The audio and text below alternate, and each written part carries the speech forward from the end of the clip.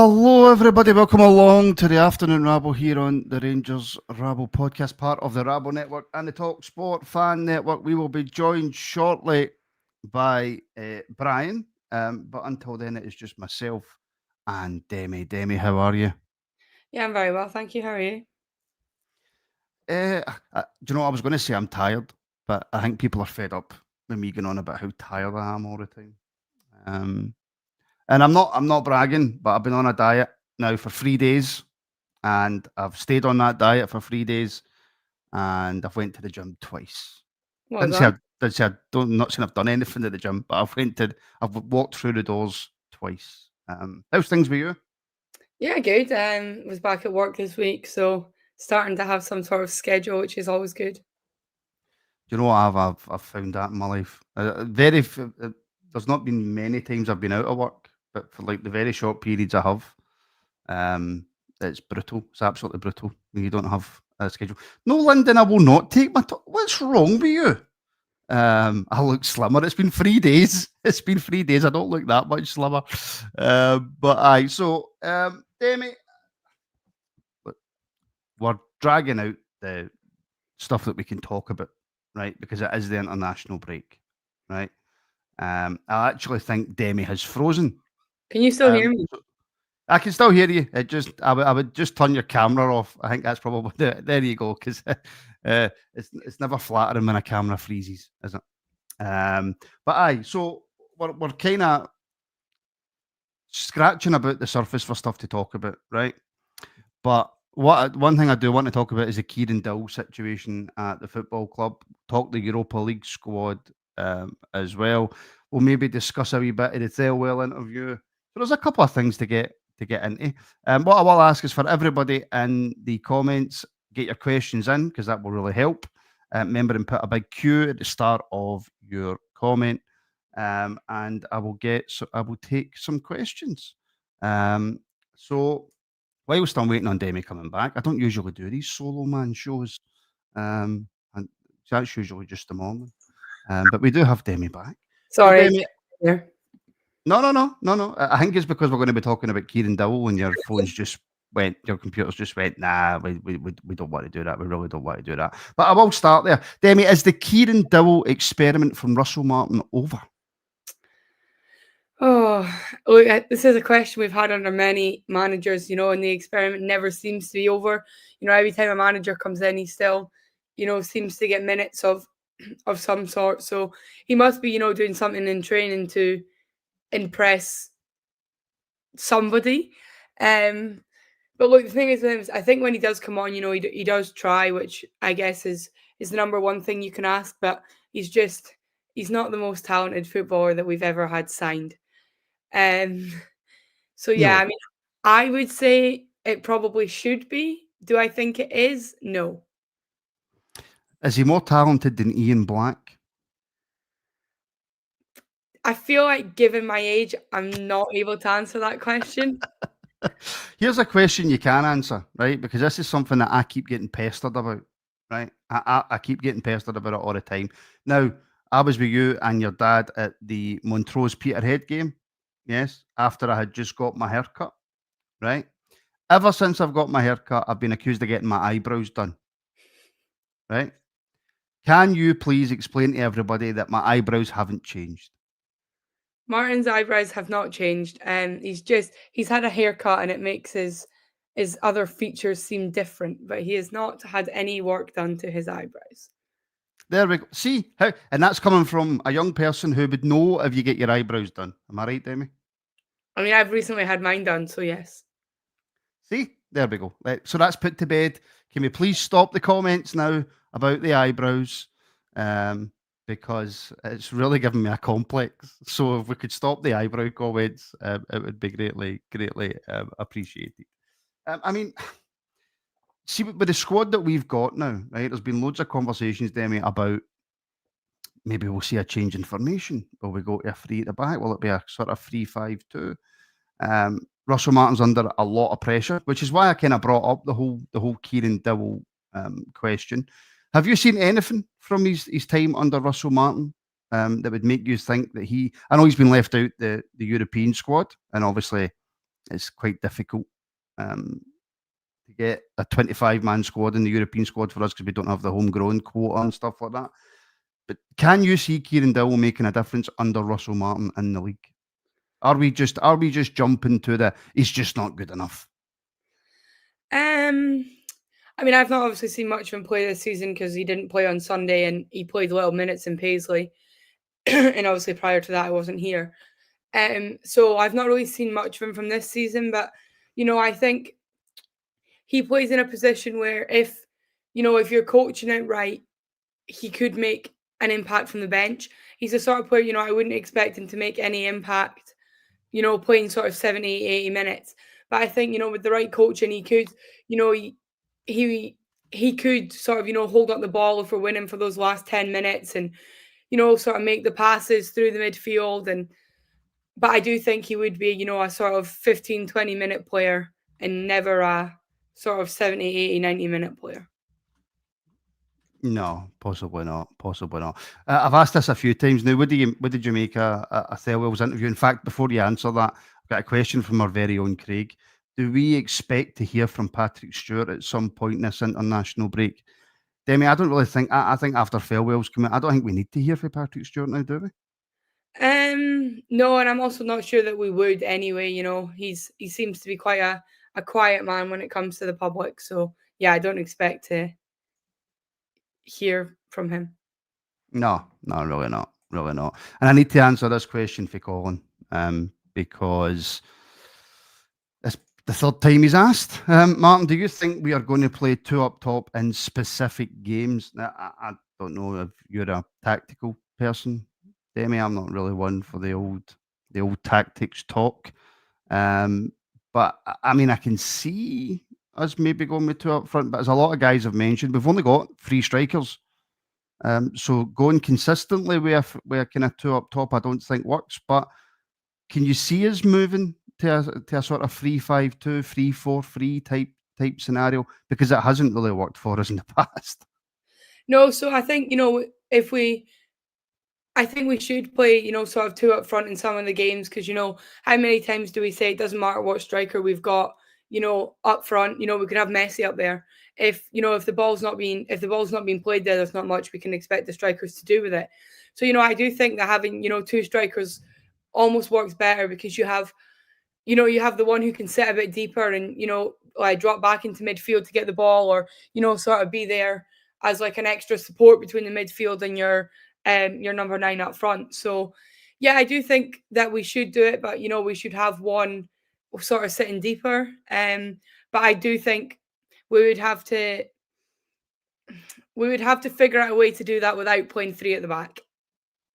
Yeah, I think so. I think because it's never really worked for us unless, and dare I say this out loud, Russell Martin can find a way to train it into the players properly. Which I don't really see as something that can happen moving forward. Nadim Bayrami also left out of the European squad. Demi, I don't know if I feel a little bit sorry for him. In fact, first of all, I'll ask you, where do you stand on Bayrami?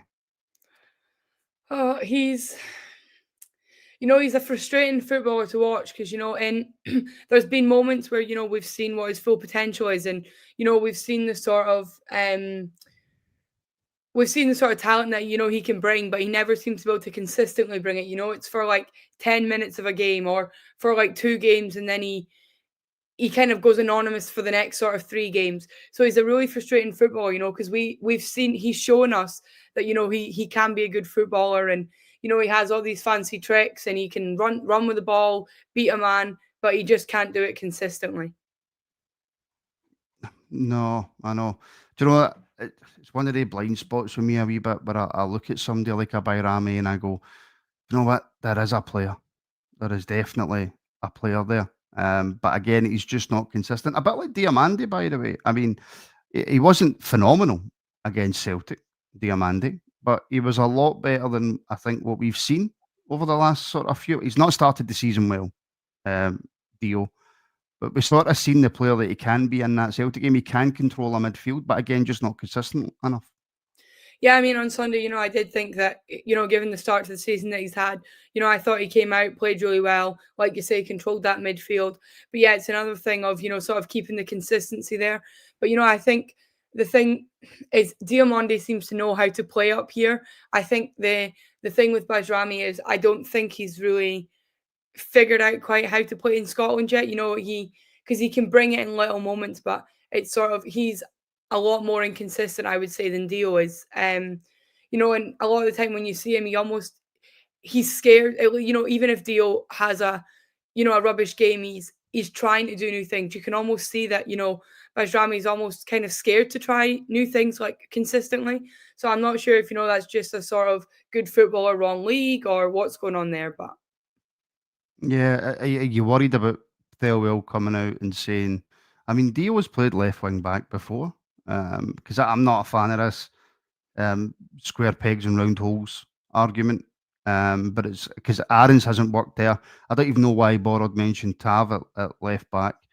But I would like Dio to get a run in the team because I do think there's a player there. I would like to see him getting more consistent. The last thing I want, but Demi, is for him to have to go and cover at left back, left wing back, whatever we were going to play. Yeah, look, I mean, we've obviously not been there, sort of for the conversations about, if he's happy to play there or not. If he is, I don't see sort of any major issues for the short term. But, my issue is that it's probably going to be a sort of longer term thing there. And the one thing that does, sort of scare me with Dio being in the back line is we've all seen him and he's, how do I word this nicely? He's not scared. He's not scared to, go in for these challenges, and he's often a bit rash when it comes to things like that. So that's the only thing that does fear me about having him in the back line. Yeah. William, can you hear us? No, he cannot. No, he absolutely cannot. Wally's a bit scared of technology. So he is. No, yeah, no, listen, I absolutely get that. I absolutely get that. And I know we're going through the issues quite quickly here, folks, but I don't want to keep going over the same old talking points. So I will just go through them quite quickly.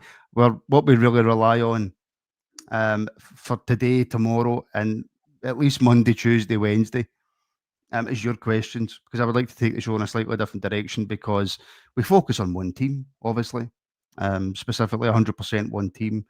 So there's only so many talking points that we've really got, especially when there's no games. And I mean, Demi, will you be tuning into the Scotland game on Friday? If yes, because I'm not at work. Sorry, I was trying to think of my schedule. Yeah, I'm not working, so I probably will be watching that. Will you? Well, I believe Connor and Alex want to do a watch along for it on the channel. I still can't. I just can't get into international football really that much. Even the Euros, I watched some of it, but not all of it. I watched the Euros final. I watched the Nations League final. I watched bits and bobs of the World Cup, and I'll obviously watch the World Cup final. But I won't go out my way to watch the finals. If I've got something on, I've got something on. I've took a real back seat, not just with Scotland, just international football in general. Yeah, I mean, it's again, I don't think I would cancel any plans to watch the game, but it's if I can watch it, then 100% I will. It's nice to watch. I mean, I only really watch Scotland, but it's nice to watch it, see what's happening, see as well how some of not only our players, because obviously we don't have very many, but how players play differently for the national team as they do for their club. So it's always nice to watch and compare. Yeah, William, can you hear us now? Yes. You and I wasn't too sure if it was just because I came out in the bath and my ears were full of water, to be honest with you. It could have been that as well. Well, at least we know that you're the cleanest person on the podcast. At least we know that now. I wouldn't like to comment. There's a lady present, so I can't say such a thing. Plus, like, Wolf would beat me up if I said anything bad about his daughter. I mean, let's be honest. Oh, this is true. This is very true. Listen, Wally, we were just discussing their international football. Right. Just very quickly, and I'll kind of bring up a couple of the points I brought to you about some of the Rangers players that I took to Demi in a minute. just your quick take on international football. I mean, the Scotland game, the only reason I know it's on Friday is because Connor and Alex want to do a watch along for it. But like I was saying to Demi, I'll watch a World Cup game if it's on the telly during the World Cup. I won't go out my way to watch it. I won't even go out my way to watch the World Cup final. But if I'm in the house, I'll watch it. But I've took a real back seat to international football over the last sort of 4, 5, 6 years. Yeah, a lot of the time, to be honest. I mean, if the game's on the television and I'm not doing anything else, I might catch a game somewhere. But usually over the international period, I'll just go and watch another game of football, to be honest. Somewhere else, it's probably a non-international game. At the end of the day, I do want to see the Rangers players doing well for themselves, But yeah, I don't exactly like sort of set a time to think. I'll sit and watch Scotland against Denmark, or I'll sit and watch Wales playing, or I've just never done that internationally. I've never really been a big international football fan, to be honest. But I do get the fact that they've got to play games, so it's just the nature of how football is these days, and the calendar's getting bigger and bigger, isn't it, when it comes to fixtures? So it's just something you have to accept now as part of your season. Well, I started off the show, Wally, by asking, is the Dowell experiment from Russell Martin over? Obviously, he was left out the European squad. There's been talk about, tactics changing and stuff like that. Is Martin going to change his philosophy or modify it slightly, change the way that he's playing? He was all over Kieran Dowell when he first came in. When he first came into the job, he's obviously made a lot of signings now. We've got a kind of different looking team. Yeah. Is the Dowell experiment over? I think you would have to say it is. Look, at the end of the day, we didn't have a lot of players at the start of the season, and the manager tried to pick who he thought was the best players to select from that squad. But I think it is fair to say now that everybody's here, and now that the transfer window is closed, I would imagine he'll play a very limited amount of football between now and January, when he might end up being allowed to leave for free anyway. And it's the nature of football. Yet again, you look at guys who might come in and play under a new manager for a while, but at the end of the day, a new manager's always going to want his players in the team, isn't he? I think we've basically seen that now, that the majority of the squad that's going to play week in, week out is going to be the guys that have been signed in this window. Yes, we will still see Tav, we will see Jack Butland, maybe Dio and Raskan, but I think in general now, like the majority of the players that are going to play week in, week out are newly signed players that we've signed over the summer. Talking about players that won't play week in, week out, Demi, Clinton and Ciala. I'll get Willie's thoughts in a wee second, because I don't know if maybe he's heard anything through the grapevine with regards to the academy.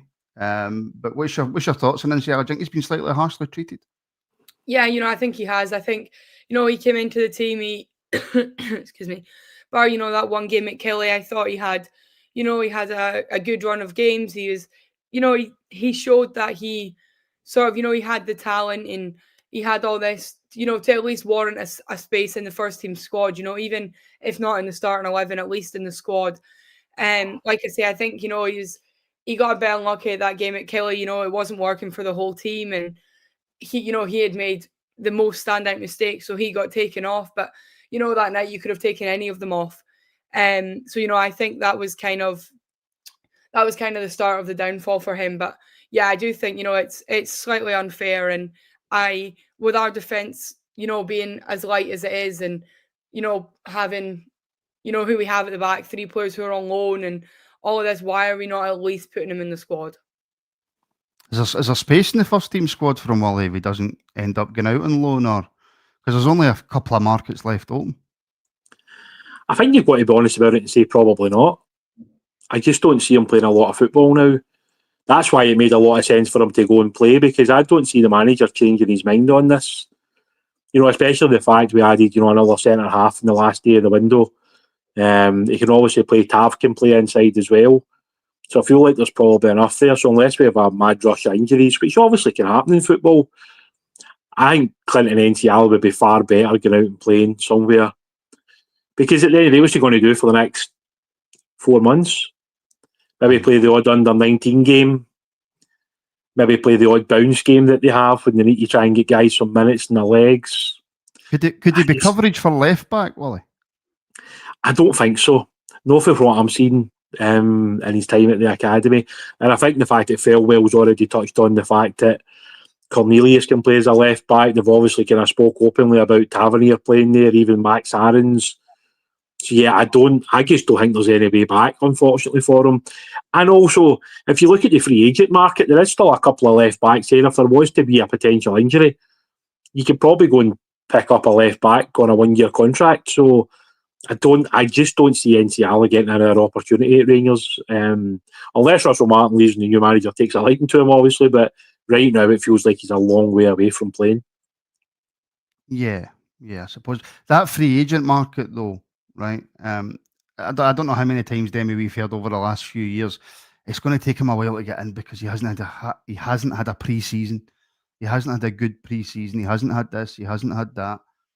That's where I would be a little bit suspicious of going into that free agent market because they ain't coming into your club fit. They ain't coming into your club with the team cohesion that a lot of managers talk about now.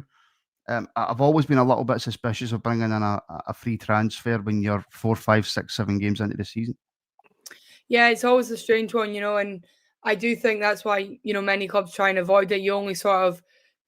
You should only, not going to say you do only, but you should only sort of, be dipping into that market if, you're really desperate for a player, which at the moment we are for a left back. But, I think it's one that you wouldn't voluntarily go, oh, let me go look at the free agent list and, we'll bring them in to train them for 3 months and then they'll get into the team, I think it's one of those that's only if you really need the numbers that you start looking in that market. Is there anybody, Willie, in the academy? And we'll talk about this tonight, actually, because obviously we've got the academy show tonight at 7 o'clock. But just quickly on this, is there anybody in the academy that plays left back that stands out enough that you could maybe see if there was an injury crisis or whatever, who could potentially make that step up? Well, at the moment, you've probably only got 2 guys there. Lyle Wark, who's obviously there at the moment in the under-19s, and Ashton Scally, who plays for the under-17s. Cameron Scott left at the end of the window there. His contract was terminated, so Cameron's not here anymore. Also, Oliver Goodbrand went to Newcastle. So, yeah, there's not really a lot of left-back cover there at all. I think that's why, obviously, they're just going to utilise Tav Max Aarons well, or supporters like that or not. I don't imagine they will, but if it really does come to it, they'll just push guys over to that left-hand side, even if it's not natural for them. Yeah, I suppose. I was just trying to pull a rabbit out of the hat there, Willie, and think, maybe there no, is look, a it's left difficult. back. See, but the problem is, mate, like at the end of the day, like left back's always been a specialised position because you really do need to be dynamic down that side of the pitch. And whether people like it or not, yet again, we've probably not really in the last 10 or 15 years had a lot of quality down that side of the pitch. I mean, Barisic's probably been one of the few.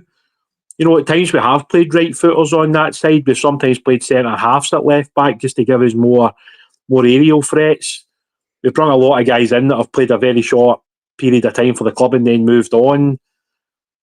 I mean, that's why I've been so interested with this summer, the fact that they were so happy to let like Ridvan go, Yefte go and Robbie Fraser go. Because at the end of the day, when you look at it, we've really only brought in one left back to replace Free, which at the end of the day isn't probably the best idea. And the fact that the one guy we brought in is only on loan because we probably couldn't afford to purchase him, it probably tells you that next summer we'll probably need to recruit probably 2 left backs.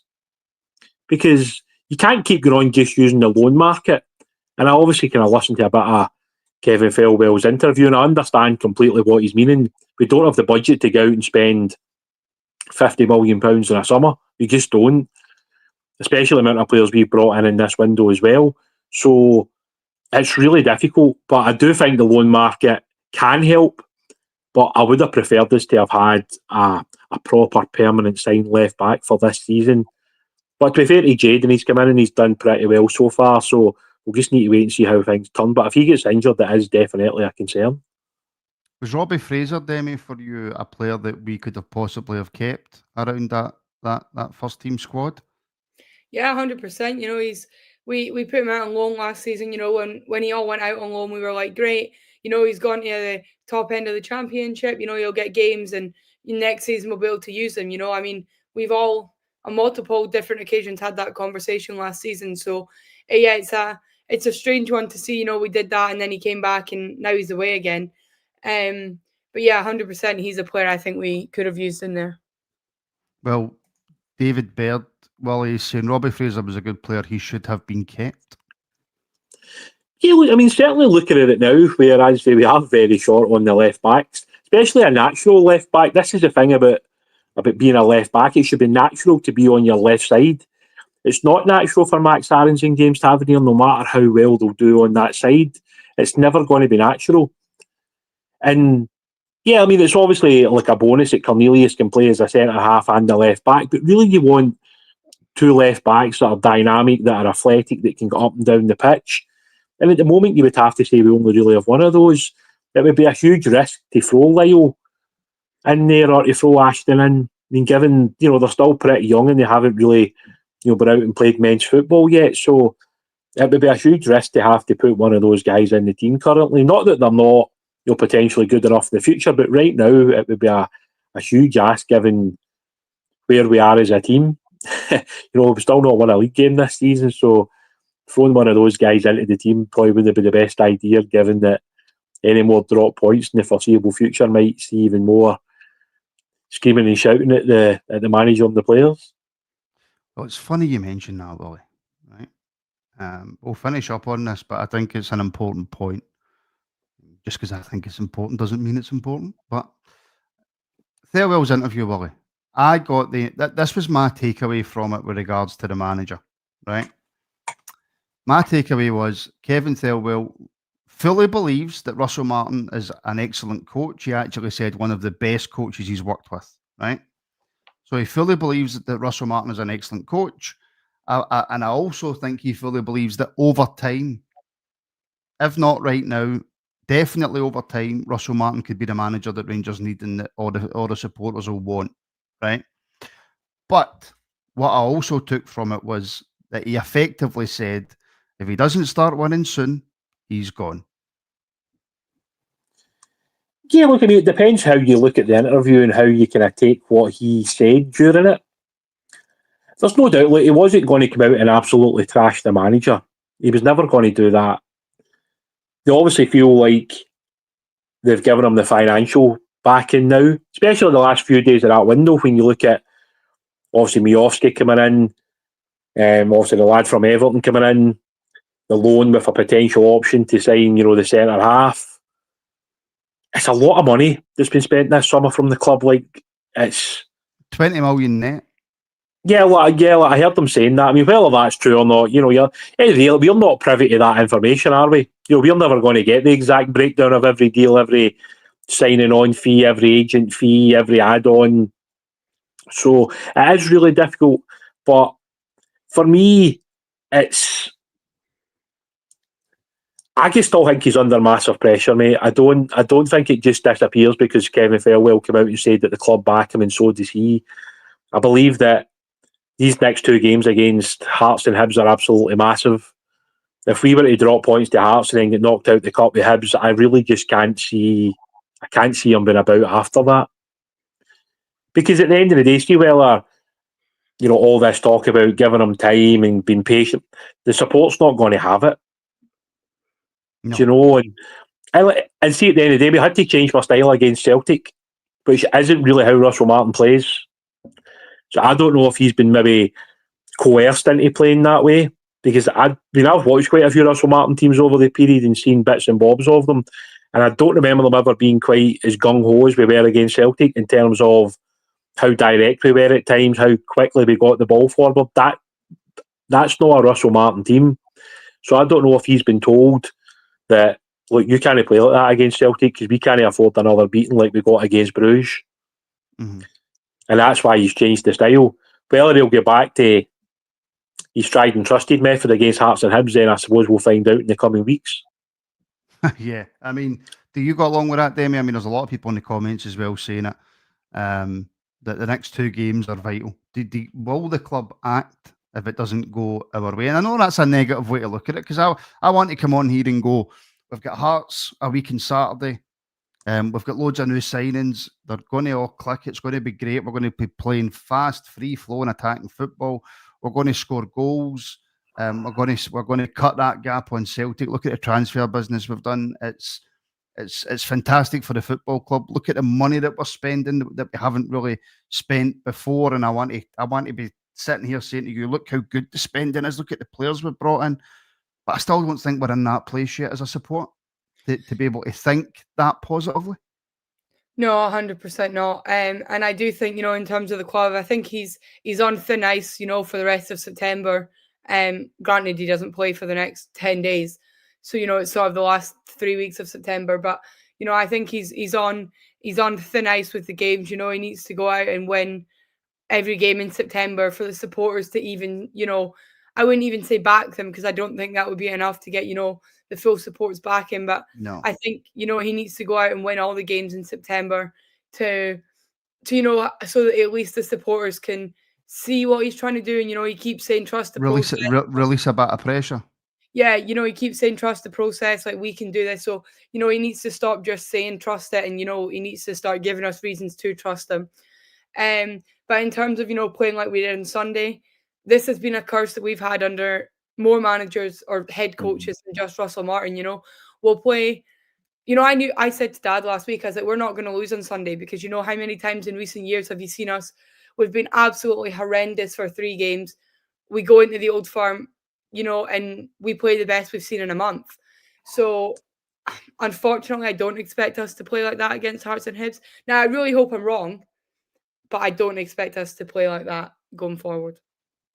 No. And look, well, this is one of the comments that I get quite a lot, and I wish I could, right? And it's from a guy who's got a very good name, spelt incorrectly, I may add, but he's got a very good name. Will Gubharts support your team? Now, when you're being critical, Willie, and you're one of the few guys I know that it takes a lot for you to turn. And when I say that, I mean on a manager or on anybody at Rangers, really. And even if you do turn, you tend to keep that opinion to yourself. You always try and be as level-headed as you can, right? I don't buy that you're not supporting your team, even if you're unhappy and calling for the manager to go. I don't think that, if anything, the reason that you're calling for the manager to go is because you are supporting your team and you want the best for them. Yeah. And you don't think that manager's the right person. Look, it's very difficult. I mean, as you say, I'm not the sort of guy that's ever done that to any player or manager. That's just never been me to do that. I just don't know how he gets out the other side of where he's been. That's my concern. Look, I would want more than anything for us to go and take 3 or 4 off Hearts and gain a bit of confidence, then get into that Hibs game and win that game and gain. Because look, it's no matter what you talk about in football, I do believe that confidence plays a huge part in every form of football, regardless if it's at the lowest levels or the top level. So by winning games, you gain confidence. You gain confidence in the style of play. You gain confidence with the players that you're playing with. When you're scoring goals, you then obviously build up more confidence as a striker. If you're creating more chances, etc., everything just feels better, doesn't it? But we've not seen enough so far to suggest that we're going to do that. We've still only scored 3 goals in 4 games, which is unheard of for a Rangers team, in all honesty. And, I mean, right now, Hearts are flying. Hearts are in a really good position. Hearts could probably come to Ibrox and almost play for a draw because of where they are. I don't think they will, but they could. And then, the one thing that we've kind of shown so far this season is even we open up and we try to play that style, teams that have got a bit of pace on the break will hurt us. So if we try and do that against Hibs with the pace that they've got, that's a concern. So yeah, again, these 2 games are important games, and I do believe that we've got the players to win those 2 games, but we just need to show that, because we haven't shown that so far this season. There's been far too much inconsistency from the group. And maybe now the window is closed and we know this is the group that's going to be here. That's how we look at it. But what I would say to the manager right now is that he's got to find a way to get Nico Raskin back in the team. And he's got to keep James Tavernier at right back. But you see, whether people like it or not, those 2 guys are still 2 of our best players. And I know people probably don't want to hear that about James Tavernier. You think Tav's one of our best players? I don't see how anybody can say otherwise. I thought he had an excellent game against Celtic. I mean, he literally, he stopped the winger, who they'd obviously paid a lot of money for, a couple of days before. He basically took him out of the game. That's the guy that's been a really good player in Belgium, right? And then he puts Maeda down that side of the pitch, and Tav gave him nothing either. Max Aarons I'm not saying he didn't have a good game. I can't get on board with he's one of our best players. I can't.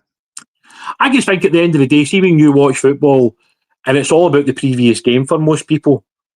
Mhm. So to me, it's difficult. I mean, as the manager, if I'm looking at who played well against Aberdeen, who played well against Celtic, that's how you've got to view the Hearts game. Unless somebody's been excellent in training, or you think that you maybe need to tweak something tactically within that. I wouldn't be angry if he rolled up with the same 11 again against Hearts. I know he won't. He probably will make a couple of changes. But, you know, those guys did the job they were asked to go out and do against Celtic. You know, and that's how you should view it. But I would like to see Nico back in the team. And I suspect purely off the back of the amount of money that we've paid for the lad from Everton, he will probably start next to Miovski, or maybe just off of Miovski, depending on how he's going to kind of settle into the team. But we need to have a really good run of wins. We need to find confidence, and we need to score goals. Because if that doesn't happen, the pressure on the manager is just going to grow to a point where it's going to be almost impossible for him to come out the other side of it. And that's where we are. Let me just clarify. I absolutely 100% agree with you that so far this season, Tav has been one of our best players. He's one of the few guys that's actually scored for us, right? He has actually been one of our best players this season. I still don't think he's one of the best players at the club. I still think that we need an upgrade at right back. I don't think moving forward, Tav is the answer. However, absolutely, so far this season has been one of our best players. I think that shows you the position that we were in before the end of this transfer window. Does that change moving forward? I don't know. But I can't be hypocritical and sit here and go, oh yeah, Tav's one of the best players at the football club. Oh, everything's rosy. I know you're not doing that, right? But everything's rosy in the gut. We still need to upgrade that right back spot, which is what Max Aarons was supposed to be. And it's not worked so far. It might click for Max. I don't know. But the way he's played so far would suggest that the shot's too big for him. Far, far too big for him, Demi. But I can't. I know that you're a big fan of Tav, Demi, right? But I can't sit here and be hypocritical and go, yep, Tav's one of the best players at the football club. Because if Tav is one of the best players at the football club and I come out and say that, then what I'm saying is in most other positions, the players aren't good enough. Yeah, I mean, I think it's what you've just said there is important, in all other positions. I think, all of our players at the minute, they have, the strengths that they require. And I think, Tav has to be shown that he is one of the better players, because Max Aarons isn't the first one to come in and not take the shirt away from him. We've had 2 or 3, right backs who have been in our squads for the past few years, and still for the majority of time we've seen James Tavernier starting. So I think, like you say, I do agree this season he's been one of our better players. Overall, I do think he's one of our most consistent players. You know what you're going to get out of him. You know that he's not got the pace. He's not amazing at running back, but you know where his strengths are, and you know that he'll try his best to, bring them every week. So I think in terms of overall squad, he's one of our most consistent players. And I'd say this season, he's been one of our better players. Yeah, no, he has been this season. I think there's many reasons for that. And I think Russell Martin's a big part of that as to why some other players maybe haven't performed to their capabilities. And also, I think a lot of the players need to take a look at themselves, because I think there is some really good players there. They just haven't performed. But, folks, that will do us for today. We are back tonight at 7 p.m. for an Academy review, myself and Mr. William Irwin, and then we're back tomorrow for members. No, we're not. No, sorry, that show's not on tomorrow. I do that every Thursday. But we're back tomorrow at 12:30. It'll be Hamish in the hot seat next to Mr. William Irwin tomorrow at 12:30. And then I don't think we've got anything on Friday night. I think it's a quiet Friday night, folks. If there is anything, but I will let you all know. Demi, thank you very much. No worries, thank you. Wally, you're on mute. Thank you very much. A pleasure. I don't know whether you were just shouting at me there or whatever. I'll be shouting on the way. She was telling me my lunch is ready, so my 2 rolls and links are sitting in the stairs waiting for me. Perfect time. Oh, the wrestling should be on tonight. Absolutely. I will double check with Hamish and Connor. because they don't really keep me up to date with all that stuff. They just keep me in the dark with that. But the wrestling should be on tonight. I will double check and I will put out a community post if there's any issues with that. Please do like, share, and subscribe whatever you're watching on, whether that is YouTube, Facebook, or Twitter. And of course, if you want to help support the show a little more and join the almost 400 members on YouTube, then the links are in the description. You can also choose Patreon if that tickles your fancy more. So thank you, William. Thank you, Demi. Thank you, everybody, for watching. Thank you for everybody listening back on the audio platforms. And we shall speak very, very soon.